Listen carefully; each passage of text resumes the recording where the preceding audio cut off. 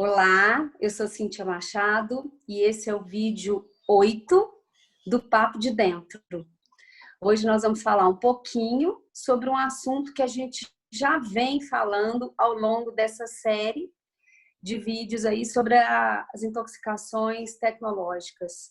Mas a gente resolveu resumir um pouco o que seria o tratamento, uma forma de lidar com a dependência tecnológica ou com o abuso da dependência tecnológica. Oi, Vera. Oi, Cíntia. Oi para todo mundo. É isso mesmo, Cíntia, né? A gente encerrou o vídeo anterior falando um pouco dos sintomas e os sinais de alertas, né? E aí surgiram algumas questões, assim, o pessoal ficou um pouco preocupado aí na identificação de sintomas, né? Tanto com a pessoa mesma, com os que estão em volta, né? Filhos, netos. E aí surge essa questão, Cíntia, ficar longe do celular, desesperado porque acabou a bateria. Chegou no lugar, não tem sinal, não tem internet, é sintoma de dependência? Pode ser sim. E esses sintomas, eles têm nome. É a nomofobia, que é a mobile phone, que vem aí do inglês, e a FOMO, Fear of Missing Out. Esse medo de ficar tecnologicamente desconectado, que é a nomofobia, e essa angústia, essa ansiedade que a pessoa sente de ter que olhar o tempo inteiro as notificações, as mensagens do celular, porque alguma coisa pode estar acontecendo e ela não sabe o que está acontecendo, né? Então, essa angústia, essa vivência, Vera, de estar o tempo inteiro conectado de uma forma, tem também o toque fantasma, que é escutar as notificações do celular sem estar acontecendo nada. Não está tocando e você está lá escutando. Não, chegou uma mensagem, não, alguém está me ligando. Quer dizer, o tempo inteiro você está ligado. Né? O tempo inteiro você está ali tecnologicamente ligado. E, Cíntia, qual que é o momento Com de pedir medo de ajuda? desconectar. Desculpa. Hã? E qual que é o momento de pedir ajuda, né? Já não é mais para, já não dá mais para conviver em casa, né? É hora de pedir ajuda. Tem esse momento? Olha, Vera, é muito importante a gente fazer uma diferenciação, os teóricos falam isso, entre a dependência tecnológica, a gente chega a ver isso na literatura, de pessoas casos, né, de jovens que ficam 50 horas no celular, 50 horas num jogo, sem sair dali, está conectado o tempo inteiro. E é bom lembrar que a Organização Mundial de Saúde, eu acho que eu falei disso, ela vai dizer que a dependência tecnológica, a dependência ao jogo, por exemplo, são jogos online e offline. Então, eu falei aí, fiz um ato falho do celular, mas os jogos, tanto nesses consoles, quanto os jogos também offline, são considerados dependência aos jogos. Só um lembrete. Uma pessoa que fica 50 horas no jogo, não tem como não dizer que ela não esteja dependente, né? Claro, né? Isso é óbvio. E é lógico que precisa de um tratamento aí com psicólogo, com psiquiatra, uma medicação, enfim, para tratar vários sintomas. Alguns sintomas, é bom que se lembre, Vera, alguns sintomas da abstinência, eles são associados a dependência química.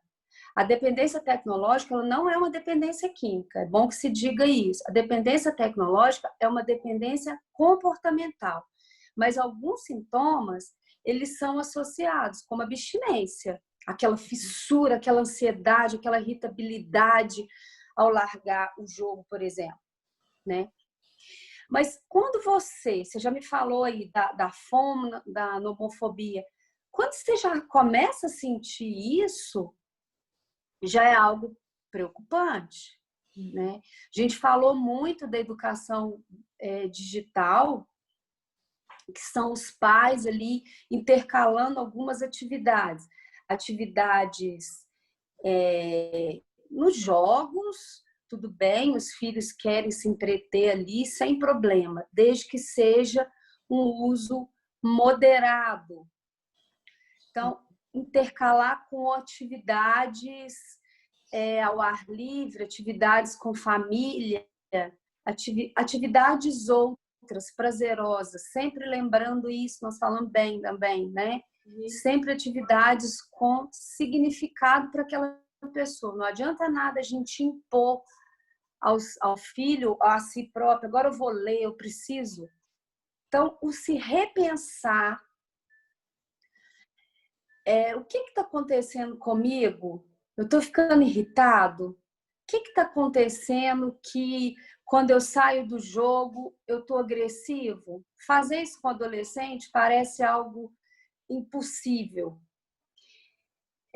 Muitas vezes a gente precisa primeiro tirar para poder, ser mais rígido em relação aos horários, para poder ali criar um momento de fala, de diálogo com o filho, né? Você não acha que você estava muito irritado, você não acha que você estava muito agressivo, você adorava jogar bola, você adorava ler, a gente fazia caminhadas juntos, você andava com o cachorrinho, o que está acontecendo que agora você nem cuida dele mais? O que está acontecendo que você deixou de jogar xadrez com seus amigos? Então, assim, introduzir esse diálogo, construir isso é fundamental.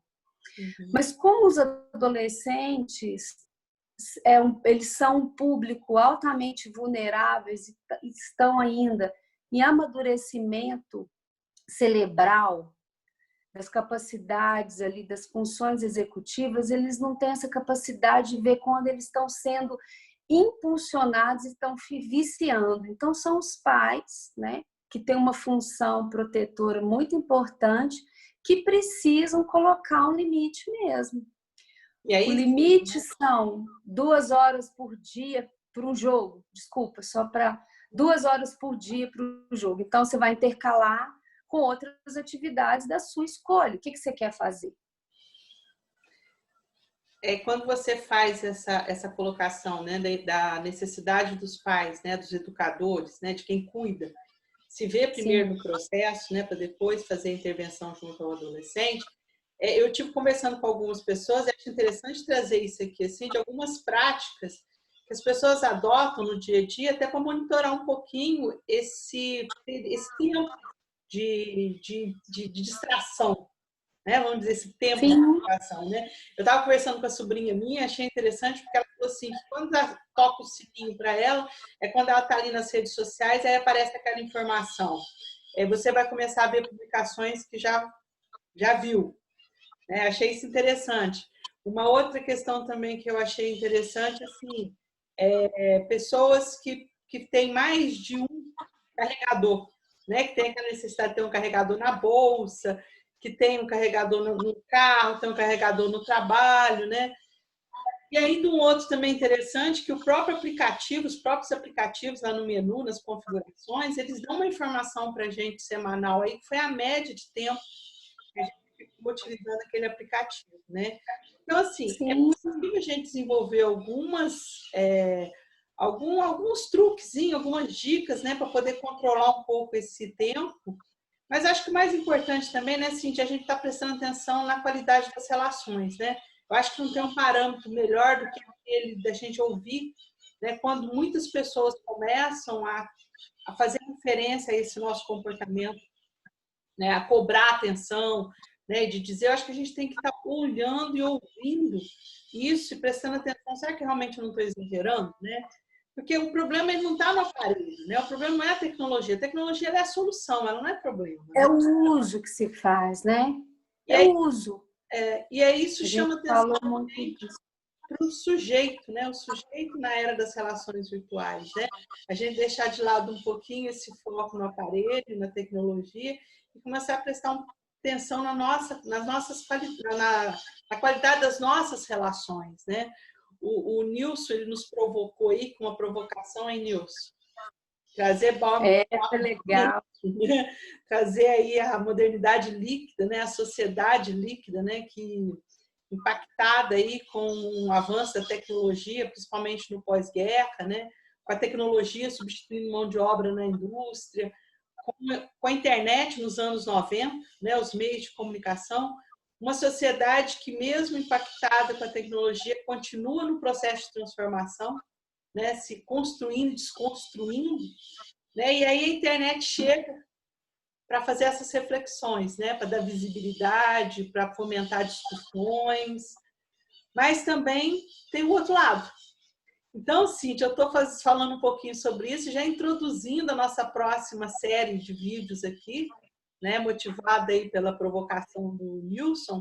A gente vai estar falando do sujeito na era das relações virtuais, mas não vamos fazer isso sozinha, não, né? Não, não. Nós vamos trazer uns convidados, né, Vera, para falar do lado bom e do lado ruim. Vamos aí, sexta-feira, trazer um vídeo com o convidado Vladimir Riomar, que é um psicólogo e psicanalista em Belo Horizonte, e vai falar um pouco sobre o cyberbullying, que é um lado ruim, mas que os pais precisam estar muito atentos, né?